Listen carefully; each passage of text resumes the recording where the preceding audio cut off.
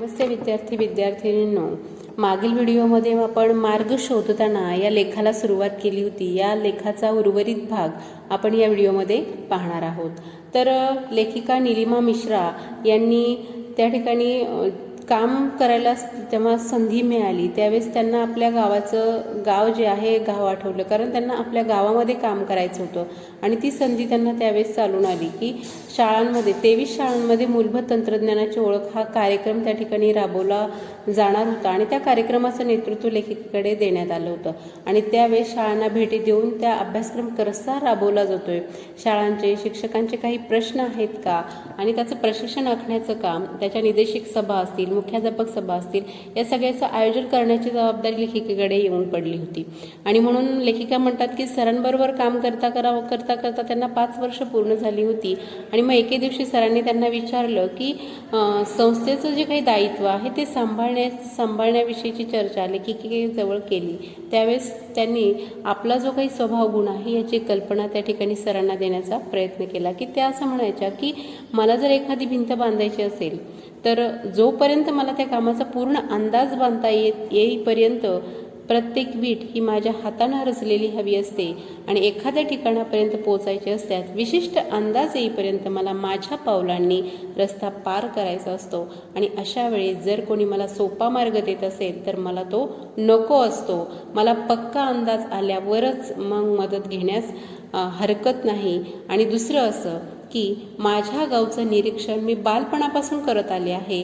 उदाहरणार्थ अशिक्षित असल्या तरी स्त्रियांना वर्षभरासाठी टिकाऊ पदार्थ बनवण्याचं कौशल्य येत होतं. सणासुदीला मिष्टान्न बनवणं, लग्नकार्यात सुंदर गाणी म्हणणं, त्यावर नाचणं, अल्प कमाई असून घर नीटनेटकेपणानं चालवणं, काटकसरीनं संसार करणं, शेतकऱ्यांचं शेतीसाठीचं कष्ट, हे सगळं जवळून लेखिकेने पाहिलेलं होतं. आणि त्यामुळे माझं गावाचा प्रत्येक कोपरा ना कोपरा, तिथले लोक, या सगळ्या गोष्टी त्या म्हणतात माझ्या हृदयात अगदी रुतून बसल्या होत्या. माझं गाव हीच माझी प्रयोगशाळा आहे आणि मला तिथं पुढचं काम करायचं आहे. सरांना या गोष्टीची जाणीव करून दिल्यानंतर माझं पुढचं नियोजित कार्य हे आपल्या गावातच करायचं आहे हे स्पष्टपणे सरांना सांगितल्यामुळे त्यांना त्या ठिकाणी गावात काम करायचं आणि कोणत्या मार्गाने सुरू करायचं याचा रस्ता मात्र त्या ठिकाणी सापडत नव्हता. हे सरांना सांगितल्यानंतर त्यावर सरांनी त्या ठिकाणी लेखिकेला एक संधी देऊ केली की भारतात वेगवेगळ्या राज्यांमध्ये त्या ठिकाणी जे काही संस्था आहेत त्या संस्थांना भेट देऊन कोणती कामे करावीत याचं नियोजन करण्याची सरांच्या सांगण्यावरून त्या वेगवेगळ्या राज्यामध्ये गेल्या, वेगवेगळ्या राज्यातील संस्थांना भेटी दिल्या. मात्र त्या संस्थांना भेटी दिल्यावर काय करू नये याचीच यादी त्या ठिकाणी तयार झाली. आणि सर्वात प्रथम सरकारचा पैसा घेऊन काम करू नये याचंच जे काही प्रकल्प आहे, अर्थप्रकल्प आहे, यावर आधारित काम न करता प्रश्नांवर आधारित काम करण्याची रचना हवी असं त्या ठिकाणी त्यांना वाटलं.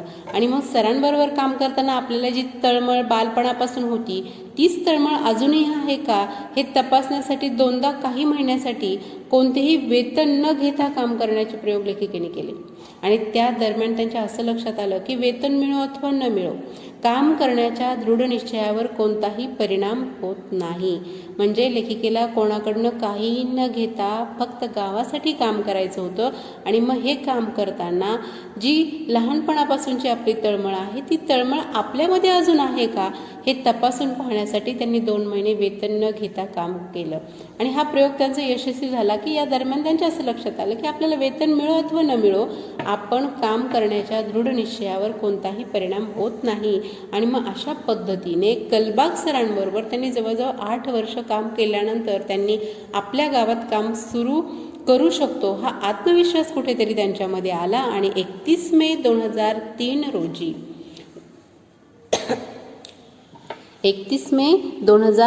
रोजी गावात राहून पूर्णवेळ काम करण्यासाठी त्या परतल्या.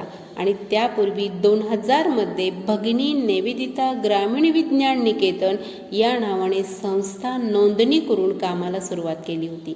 आणि त्याद्वारे गावातील कार्याची वाटचाल त्या ठिकाणी सुरू केली होती. आता भगिनी निवेदिता ग्रामीण विद्या निकेतन संस्थेची 2000 स्थापना करून पुढील 27 वर्षाचं नियोजन करण्यात आलं होतं. आता 27 वर्षानंतर आपण ज्या परिसरात काम करतोय त्या परिसरात आपली गरज भासू नये अशी त्यामागे त्यांची भूमिका होती आणि म्हणून या 27 वर्षाचे 999 असे 3 टप्पे त्या ठिकाणी त्यांनी केले होते. आता सरकारी पैसा न घेता काम करण्याच्या त्यांच्या निर्णयाबाबत जवळजवळ सर्वांच्या मनामध्ये शंका होती, कारण सरकारकडून सामाजिक कार्यासाठी आर्थिक मदत नाही घेतली तर पैसा कुठून उभा करणार याचे उत्तरही लेखिकेकडे नव्हते. मात्र सरकारकडून पैसे घ्यायचे नाही हे पक्के होते आणि समाजासाठी काम करताना व स्वतःचे ऐकायचेही होते, कारण समाज काय विचार करतो, याला काय वाटते, परिस्थिती काय म्हणते किंवा आपले मन काय म्हणते या सगळ्या गोष्टींची सांगड घालायची होती.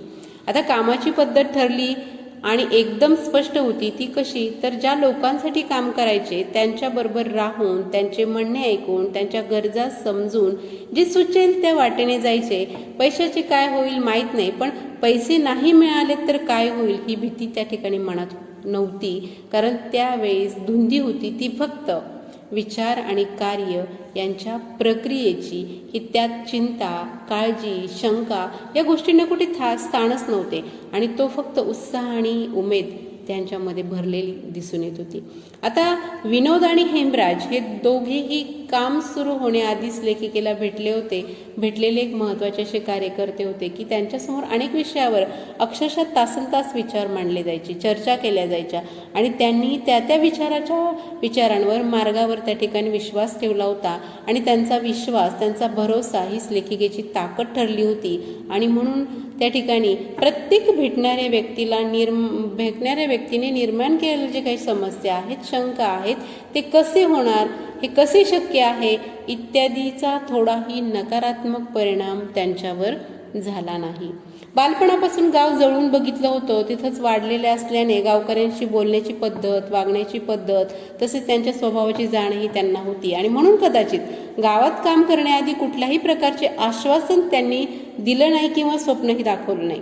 यापूर्वी अनेक जणांच्या विकासाच्या नावाखाली फक्त स्वप्न दाखवण्याचे व आश्वासन देण्याचे काम त्या ठिकाणी केलं गेलं होतं, पण केवळ भाषणे दिली आणि त्यासाठी प्रत्यक्ष कार्य मात्र झाले नसल्याने भाषणांवर लोकांचा विश्वास बसेल का ही शंका त्या ठिकाणी होती. कारण आपण पाहतो की फक्त भाषणं दिले जायचे आणि त्यावर कोणतीही कार्यवाही होत नसायची. त्यामुळे लोकांचा आपण भाषणं दिले तर लोकांना आपण सांगितलं की लोकांचा त्यावर विश्वास बसेल की नाही यासाठी लेखिकेला थोडंसं शंका वाटत होती आणि म्हणून फारशी चर्चा न करता त्यांनी शाळेतील गुरुजनांना घेऊन संस्थेची स्थापना केली. आणि गावात त्यावेळी संगणक उपलब्ध नव्हते, म्हणून संगणक प्रशिक्षणाच्या कार्याची सुरुवात त्यांनी केली. आणि आता हे कार्य सुरू झाल्यानंतर एक दिवस शेतात काम करणारी एक स्त्री येऊन त्यांना भेटली आणि म्हणाली की तुम्ही काहीतरी वेगळं करणार आहात असं दिसतंय, मग स्त्रियांसाठी काय करत नाही, का काही करत नाही? आपला परिसर दुष्काळग्रस्त आहे, इथे 4 महिने जेमतेम काम असतं आणि 8 महिने बेकारी रोजगार मिळवण्यासाठी काहीतरी गावातील स्त्रियांना जर तुम्ही केलं तर गावातील बेकारी त्या ठिकाणी दूर होईल आणि गावातील स्त्रियांना खूप मोठी मदत होईल. हे सांगितलेली जी काही समस्या, ही समस्या सोडवण्यासाठी बचत गटामार्फत आपण हे काम करू शकतो असं लेखिकेने ठरवलं आणि त्यावेळी भारतीय स्टेट बँकेने बचत गट बांधणीविषयी माहिती दिली. आणि मग त्या म्हटल्या की आम्ही बचत गट बनवण्यासाठी स्त्रियांची सभा घेऊ लागलो. पहिल्याच सभेला स्त्रियांचा आक्रोश बाहेर पडला की काही लोकांनी लकी ड्रॉच्या माध्यमातून त्यांना लुबाडलं होतं, तर काही लोकांनी त्या ठिकाणी त्यांना वेगवेगळ्या कारणास्तव लुबाडलेला असल्यामुळे त्यामुळे त्या गावातील बायकांचा कोणावरही भरोसा म्हणजे विश्वास राहिला नव्हता. आणि त्यांनी बचत गटाची सविस्तर माहिती जेव्हा सांगितली तेव्हा तुमचाच पैसा तुमच्याच बँक खात्यात जमा होणार व त्यातून एकमेकांना अल्प दराने कर्ज देऊन आपापल्या गरजा पूर्ण करता येणार असे ज्यावेळेस समजावले त्यावेळेस गावातल्या गावात असल्याने एकदा त्यांच्यावर विश्वास ठेवून बघू असं स्त्रियांना वाटलं आणि या कार्याची चळवळ सुरू झाली. आता या दरम्यान वेगवेगळ्या गरजा असलेले लोक भेटायला येऊ लागले. येणाऱ्या लोकांच्या जास्तीत जास्त गरजा या पैशांशी निगडीत होत्या. लोकांना त्यांच्या गरजा भागवण्यासाठी पैसा हवा होता व घेतलेला पैसा ते परत करण्यासही तयार होते. मग आश्चर्य म्हणजे फुकट मदतीची कोणाची अपेक्षा नव्हती. लोकांना मुलांच्या शिक्षणासाठी, मुलींची लग्न कार्य, घरातली आजारपण, शेती, व्यवसाय हे सगळं सुरू करणं आणि अशा वेगवेगळ्या गरजा त्या ठिकाणी होत्या आणि याचाच अर्थ अर्थव्यवस्थापनेची लोकांना गरज होती. आणि याचे दोन पैलू होते, एक म्हणजे कर्ज व्यवस्था आणि दुसरं म्हणजे रोजगार व्यवस्था. आता बचत गट स्थापनेच्या वेळी बचत गटाचे कार्य काय काय फायदे आहेत असा प्रश्न स्त्रियांकडून विचारला जाई आणि आपल्याच बचतीतून अल्प व्याजदराने आपल्याला स्वतःला कर्ज उपलब्ध होते. त्याचबरोबर आपली बचतही होत असते. म्हणजे सामूहिकरित्या आपल्याला उद्योगही करता येतात असे त्यावेळी स्पष्ट केले गेले आणि आपल्याला उद्योगही करता येतात असे सांगितल्यावर कोणते उद्योग करणार हा प्रश्न त्यांच्याकडून आला. आणि उद्योगाचा आम्हाला अनुभव नाही आणि त्यासाठी आम्हाला पैसेही नाहीत, त्यामुळे तुम्ही घरात जे वेगळे पदार्थ बनवतात तेच पदार्थ करून त्याची विक्री करूया व त्यासाठी आवश्यक भांडवल तुम्हीच जमवा असे आव्हान लेखिकेने केले. आणि मग त्यावेळेस श्री स्वामी समर्थ बचत गटातील 14 स्त्री सदस्यांनी त्यानुसार काम करायचं ठरवलं आणि त्यांनी प्रत्येकी 200 रुपये जमा केले आणि 33 प्रकारचे खाद्यपदार्थ बनवले. आता 2001 पासून सलग 3 वर्ष कमी पावसामुळे आर्थिक स्थिती त्या ठिकाणी खालावलेली होती आणि अशा स्थितीत घरातून 200 रुपये काढणे सुद्धा थोडंसं कठीण होतं. परंतु त्यावेळी त्या स्त्रियांनी शेतात काम करण्यासाठी घराबाहेर पडत होत्या. अशा काळात 14 स्त्रियांनी प्रथम विविध पदार्थ तयार केले आणि ते तयार केल्यानंतर ते विकायचे कसे हा मोठा प्रश्न त्यांच्यासमोर उभा राहिला. मग लेखिकेने सुचवलं की प्रदर्शनाची मांडणी करून आपण त्या पद्धतीने त्यातून हे पदार्थ विकूया. पण प्रदर्शन मांडण्यासाठी आपल्याला गावातील लोकांसमोर उभं राहावं लागेल, लोकांसमोर यावं लागेल आणि ही कुठंतरी भीती त्या गावातील स्त्रियांमध्ये होती. आणि म्हणून मग त्यांच्यात आत्मविश्वास निर्माण करण्यासाठी लेखिकेला थोडंसं कठोर व्हावं लागलं आणि त्या म्हणाल्या की ठीक आहे, मग आपण प्रदर्शनच रद्द करूया. मग अशी भूमिका घेतल्यानंतर स्त्रियांनी विचार केला की आपण या निमित्तानं बाहेर पडतोय तर आणखी थोडं एक पाऊल पुढे गेलं तो काय हरकत आहे. आणि म्हणून सगळ्या जणींनी प्रदर्शनाला होकार दिला. प्रदर्शन भरलं. प्रदर्शनात प्रत्येक स्त्रीला त्या ठिकाणी वस्तू विकायची कोणती ती आणि अपेक्षित रक्कम किती येणार आहे हे सगळं त्या ठिकाणी सांगून दिल्यानंतर वस्तूची संख्या आणि त्याची विक्री किंमत आणि अपेक्षित मूल्य हे सगळं गणित त्यांना सांगितल्यानंतर त्यांचं दुसऱ्या कोणत्याच गोष्टीकडे लक्ष गेलं नाही की आपल्याला कोण पाहतंय, कोण काय म्हणतं, या गोष्टीकडे त्यांचं लक्ष गेलं नाही आणि ते प्रदर्शन अगदी व्यवस्थितरित्या त्या ठिकाणी पार पाडलं. आणि तेच प्रदर्शन पाहून गावातील इतर स्त्रियांना सुद्धा काय मिळाली, प्रेरणा मिळाली आणि या कार्यामध्ये त्यांना सहभागी व्हायला आवडलं. प्रतिक्रियाही वेगवेगळ्या स्त्रियांच्या त्या ठिकाणी येऊ लागल्या आणि मग दरम्यान 100 स्त्रियांना पुन्हा लेखिकेने संगणक शिकवण्याचा एक उपक्रम त्या ठिकाणी राबवला. त्यामध्ये सुद्धा स्त्रियांनी उत्स्फूर्तपणे त्या ठिकाणी प्रतिसाद दिला. हा लेखिका म्हणतात की त्यांचा हा आत्मविश्वास पाहिल्यानंतर त्या ठिकाणी त्यांच्यासाठी काम करणं मला एक आव्हान वाटू लागलं. कारण आता स्त्रियांनी आपल्या गरजा मांडण्यास सुरुवात केली होती. मग काही म्हणाल्या की आम्हाला भरतकाम प्रशिक्षणाची सोय झाली पाहिजे, मग याचा लाभ मुलींना झाला तर चांगलाच होईल. मग त्याप्रमाणे त्यांनी मागितल्याप्रमाणे त्या ठिकाणी त्यांना प्रशिक्षण देण्यास सुरुवात केली. तर त्या प्रशिक्षणासाठी सर्वात जास्त महिलाच येऊ लागल्या आणि विचारणा केली असता कळालं की मुलींना काही लग्न झाल्यानंतर शिकायला मिळेल पण आम्हाला पुन्हा शिकता येणार नाही अशी कुठंतरी प्रतिक्रिया मिळाल्यानंतर लक्षात आलं की हे जे काही प्रौढ स्त्रिया आहेत या प्रौढ स्त्रियांना सुद्धा आपण काहीतरी करावं, आपण काहीतरी शिकावं, ही जी काही जिद्द आहे ही जिद्द कुठेतरी त्यांच्यामध्ये असलेली लेखिकेला दिसून येते. आणि मग नंतर ॲनी गॉडफ्रे या पारोळा तालुक्यातील रत्नपिंपरी गावाजवळ तपोवन केंद्र चालवत होत्या. या ॲनी गॉडफ्रे या पारोळा तालुक्यामध्ये रत्नापिंपरी गावाजवळ तपोवन केंद्र चालवत होते आणि वैद्यकशास्त्रातील अग्निहोत्र, वैदिक शेती अशा अनेक शास्त्रांचा त्या अवलंब करत असत. आता भारतातील अनेक भागातील लोकांना प्रशिक्षण देऊन प्रचार प्रसार त्या करत होता. आणि ॲनी गॉडफ्रे यांनी आपल्या परदेशी पाहुण्यांना घेऊन बहादूरपूरला त्या ठिकाणी त्या एक दिवशी आल्या. तेव्हा त्यांनी प्रौढ स्त्रियांना भरतकाम करताना बघितलं. त्यांची शिकण्याची उत्स्फूर्तता पाहून त्यांनी स्त्रियांना भरतकामाचे मोठे दीर्घकाळ काम उपलब्ध करून दिलं. मग एकदा 500 जणींची सभा भरली आणि त्या सभेत आपल्याला काय करता येईल याची चर्चा सुरू झाली. आणि चर्चेत उपस्थित असलेले जे काही अशिक्षित स्त्रिया आहेत त्या त्यांना म्हणाल्या की आम्हाला गोधडी शिवण्याशिवाय दुसरं काहीही येऊ शकत नाही किंवा येत नाही, अशा पद्धतीचं त्यांनी आपलं वक्तव्य मांडलं. त्यावेळेस त्यांनी सांगितलं की तुम्ही हेच काम करू शकता, आणि त्यांनी जर्मनीमधून 100 गोधड्यांची ऑर्डर त्या स्त्रियांना दिली.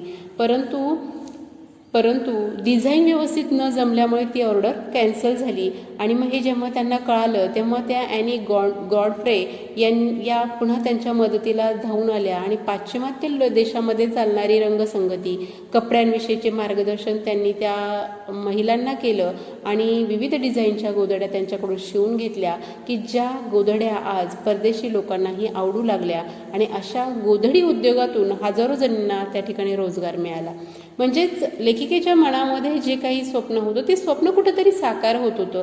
आणि त्याचबरोबर आदर्श गाव संकल्पनेची जी काही ग्रामरचना प्रकल्प आहे तो ग्रामरचना प्रकल्प यासाठी बहादरपूर व शिरसौदे या गावामध्ये 55 गल्लीमध्ये त्या ठिकाणी विभाजन केलं की आदर्श गाव पुरस्कार सुद्धा आपल्या गावाला मिळाला पाहिजे. म्हणजे संकल्पनेनुसार गाव तयार करायचं असेल तर त्या ठिकाणी त्या गावाचं विभाजन 55 गल्ल्यांमध्ये केलं गेलं आणि प्रत्येक गल्लीमध्ये 5 स्त्रियांची एक समिती स्थापन केली गेली. आणि त्या समितीच्या मार्फत त्या ठिकाणी शौचालय बनवणे, वृक्ष लागवड, परिसर स्वच्छता, बचत गट नियमित चालवणे, उद्योग वाढवणे, वॉटर हार्वेस्टिंग असेल किंवा प्रत्येक स्त्री आणि तिच्या कुटुंबाच्या आरोग्याकडे कशा पद्धतीने ती लक्ष ठेवू शकते आदी सर्व लोकसहभागातून लोकविकासाचा प्रयत्न त्या ठिकाणी लेखिकेने केला. आणि मग गोधडी व भरतकाम उद्योगातून येथील स्त्रियांना रोजगार मिळाल्यानंतर उद्योगाची इतर अनेक द्वारे त्या ठिकाणी खुली झाली. म्हणजे त्यानंतर पेटीकोट शिवणे, रंग देणे, पटियाला पॅन्ट शिवणे, सलवार शिवणे, कुर्ता तयार करणे असे विविध व्यवसाय त्या ठिकाणी मोठ्या प्रमाणामध्ये सुरू होऊन हजारो स्त्रिया स्वतःच्या पायावर उभा राहिल्या आणि त्यातून आपल्या कुटुंबाचा आर्थिक उदरनिर्वाह त्यांनी करायला सुरुवात केली. म्हणजे आर्थिक मदत आपल्या कुटुंबाला देण्यास त्या सक्षम झाल्या. आता याशिवाय आपल्या परिसरामधील अर्थव्यवस्था मजबूत करण्याचे कार्यही त्या ठिकाणी होतच होते. दिल्ली, मुंबई, बंगळूर, पुणे, शेवगाव अशा वेगवेगळ्या भागांमध्ये शेतकऱ्यांसाठी अर्थव्यवस्था उभ्या राहू लागल्या आणि त्यामध्ये काही अर्थसहाय्य करणाऱ्या ज्या संस्था आहेत त्यांनी शेतकऱ्यांची जी परिस्थिती आहे ती समजून घेऊन परतफेडीसाठी होणारा विलंब लक्षात घेऊन त्या ठिकाणी प्रामुख्याने संजय सेलगीकर यांचा 2004 पासून शेतकरी बंधूंसाठी विविध संस्थेमार्फत अर्थसहाय्यासाठी प्रयत्न करीत असणारे जे काही आहेत त्या शेतकऱ्यांसाठी त्यांनी कायमस्वरूपी अर्थसहाय्य देणारी एक व्यवस्था त्या ठिकाणी उभी करण्यासाठी ते धडपडत होते. आणि शेतकऱ्याबद्दल आणि शेतीबद्दल अनेक तज्ज्ञ वेगवेगळे विचार मांडतात. मात्र शेतकऱ्यांना जाणून घेणारे, त्यांचे प्रश्न प्रत्यक्ष पाहणारे असे जे काही व्यक्ती आहेत त्यामध्ये अनुभवणारे जे काही लोक आहेत त्याच्यामध्ये पाऊस असेल त्यामुळे त्या ठिकाणी जास्त पाऊस पडला, कमी पाऊस पडला म्हणजेच आपण त्याला ओला दुष्काळ, सुका दुष्काळ, मग बाजारभाव हातात मिळत नाही, दरवर्षी बियाणे असतात, खत असतात, मजुरी असती, हा जो खर्च आहे हा सतत वाढतो आणि हे जे काही येणारं उत्पादन आहे या उत्पादनामध्ये सुद्धा वाढ होत नाही आणि त्यामुळे शेतकऱ्यांचे प्रश्न हे वाढत जातात. आणि म्हणून लेखिका म्हणतात की आमच्या परीने आम्ही शेकडो शेतकऱ्यांना कूपनलिका, ठिबक सिंचन, जलवाहिनी, शेती साहित्य, अवजार यासाठी अर्थसहाय्य केले आणि त्यातून मिळालेल्या अनुभवातून शेतकऱ्यांसाठी एक मॉडेल तयार केलं. मात्र तयार केलेल्या मॉडेलसाठी सहाय्य मिळवणे त्या ठिकाणी कठीण गेले, कारण प्रत्यक्ष मदतीसाठी उपायांसाठी फारच थोडे हात पुढे येत होते. आता शेतकरी बंधूंसाठी किती लिहिणार आणि काय लिहिणार, रोजच विविध माध्यमातून विचार मांडले जायचे आणि त्या पलीकडं लेखिका म्हणतात की आमच्याकडे सांगण्यासारखे काहीच नव्हते असं त्या ठिकाणी लेखिकेला वाटत होतं. मात्र शेतकऱ्यांशी चर्चा करून तयार केलेल्या मॉडेलवर आम्ही काम करत आहोत, यासाठी व्यवस्था उभी करण्याचा प्रयत्न करीत आहोत आणि त्यातूनच शेतकऱ्यांचे प्रश्न कायम स्वरूपी सुटतील अशी आशा त्या ठिकाणी लेखिकेला कुठेतरी वाटत होती. ठीक आहे, इथपर्यंतचा भाग आपण या व्हिडिओमध्ये पाहिला आहे. राहिलेला भाग आपण पुढील व्हिडिओमध्ये पाहूया.